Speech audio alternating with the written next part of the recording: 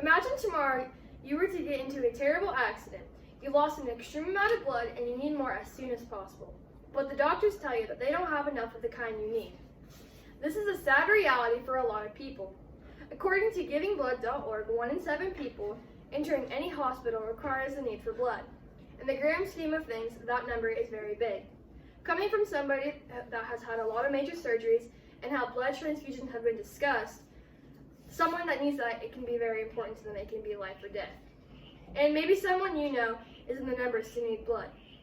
There is a constant need for blood, so I believe more people should participate in giving blood. Throughout this speech, I'm going to be talking about the need for blood in the United States, how people can participate in donating blood, and how giving blood can benefit you and the recipient. I'll begin by talking about the need for blood. All around the United States, people are in need of blood, especially since the beginning of COVID-19. The major problem is the lack of available blood to be transmitted. The Red Cross has stated that this year there's a blood shortage that has occurred.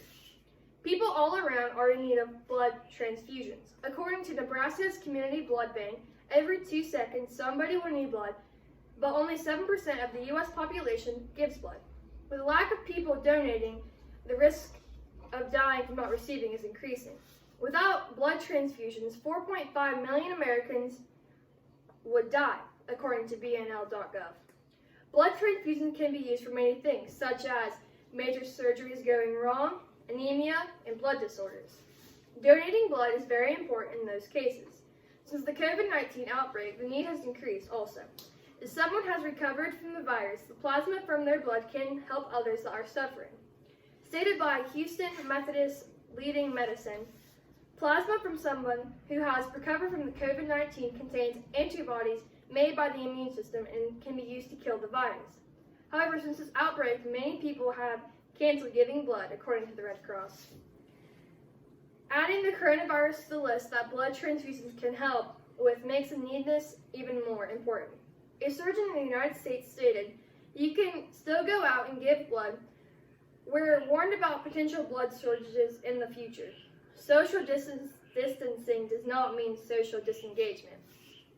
Seeing this urgency might make you be wondering how to get involved. Allow me to tell you.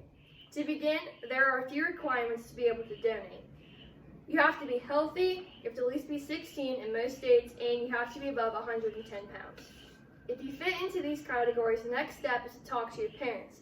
Although it is your decision, your parents need to be aware as they cannot let you. Also, research possible places to give blood.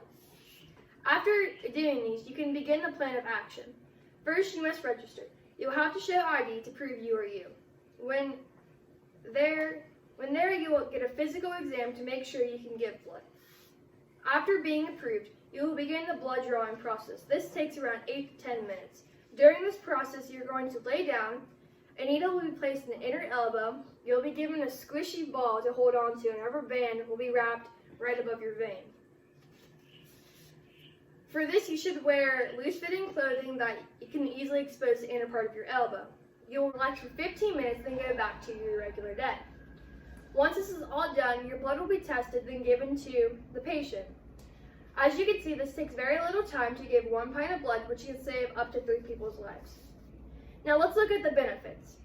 Blood donations benefit both the donor and the recipient. Some benefits for donating can include preventing hemochromatosis. It lowers your risk of developing cancer. It reduces your risk of heart and liver alignments and weight loss. Shown by Healthline.com. Hemochromatosis is when your body absorbs too much iron from your food you eat. An inspiring story about Emily Hunter is described on the Australian Red Cross about how transfusion saved her life twice. While giving birth to her first daughter, she was required to have 5 transfusions. During her second birth, a similar situation occurred.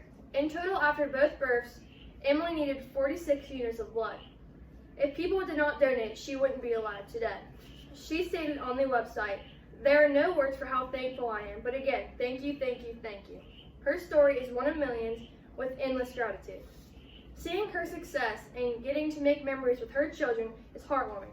The problem arises when you think about giving blood, but you don't follow through with it. This allows millions of people to not have a similar story to Emily. From infants being able to enjoy the lives ahead of them, to elders enjoying their last days, the need is all over.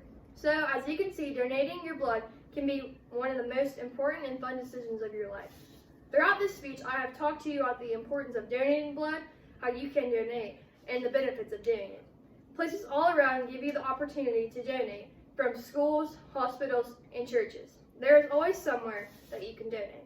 However, it is up to you to take these opportunities and possibly save a life.